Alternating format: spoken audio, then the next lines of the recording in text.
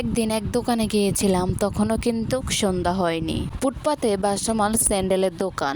আমার স্যান্ডেলের দাম 60 টাকা, দিলাম, ভাঙতি নেই। 1000 টাকার নোট। দোকানদার নিচ থেকে বলল, দেন ভাঙতি দেই। কিছু কাস্টমার স্যান্ডেল দেখছে, তখনই আমার ফোনে একটি কল আসে। আমি কথা বলতে বলতে দোকানদার দেওয়া বাকি টাকাটা পকেটে রেখে চলে আসতেছি। আমি বাসায় আসি রাত 11টায়। তখন বাসায় এসে দেখি 3টা 500 টাকার নোট।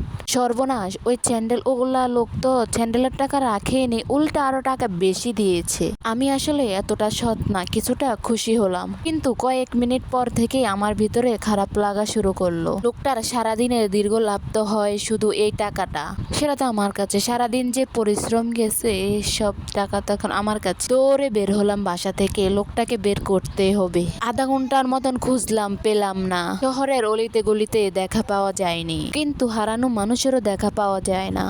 প্রচন্ড অপরাধ নিয়ে বাসায় ফিরলাম। রাতে এতটা ঘুম হয়নি, তবে সকালে উঠে আবার গেলাম, কিন্তু সৃষ্টিকর্তার রহমতের শেষ নেই।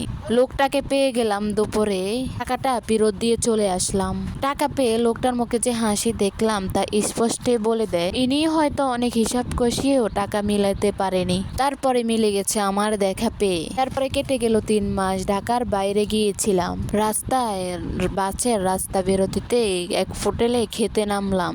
বাসে উঠলাম। বাস চলছিল, এসেছে অনেক দূর। আমার মাথা চক্কর দিয়ে উঠলো, সর্বনাশ করে ফেললাম। আমি আমার কাঁধের ব্যাগ রেখে এসেছি সেই হোটেলে। তাতে ছিল প্রায় 10,000 টাকার একটা মোবাইল। আমি বাস থেকে নেমে পড়ি। সেই হোটেলে ফিরে 40 মিনিট পরে।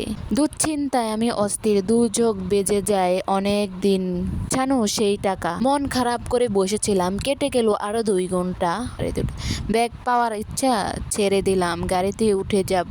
এমন সময় একটি ছেলে আমাকে পেছন থেকে ডাকে। বয়স 14 থেকে কিংবা 15 হবে। তার হাতে আমার ব্যাগ। সে নাকি আমাকে অনেকবার ডেকেছিল, ততক্ষণে আমার বাস ছেড়ে দিয়েছিল। যাই হোক, ব্যাগটা ফিরে পেলাম। হিসাব মিলাচ্ছি, হয়তো সে স্যান্ডেলওয়ালার উপকারের প্রতিদান পেলাম আরেকজনের মধ্যে। কারো উপকার করলে কখনোই বিদা যায় না। কারো উপকার করেছেন, সে আপনার উপকার না করতে পারলেও দেখবেন উপরওয়ালা সৃষ্টিকর্তার ইচ্ছাতে অন্য আরেকজনে আপনার উপকার করবে। উপর থেকে কেউ একজন কলকাঠি রাখছে, তাই না? বিশ্বাস রাখুন তার উপর। এটাই আমাদের বাস্তব সমাজ। আপনি কারো কিছু উপকার করলে সৃষ্টিকর্তা ঠিকই আপনার অন্যজনকে দিয়ে আপনার উপকার করাবে, কিন্তু আমরা হয়তো কেউই বুঝি না। তো আমার গল্পটা কেমন লাগলো অবশ্যই, যদি ভালো লাগে থাকে অবশ্যই লাইক, কমেন্ট, শেয়ার দিয়ে আর আমার পেজটা ফলো দিয়ে সাথে সাথে আমার সাথে থাকবেন। আল্লাহ হাফেজ। সে পর্যন্ত সবাই ভালো থাকবেন, সুস্থ থাকবেন।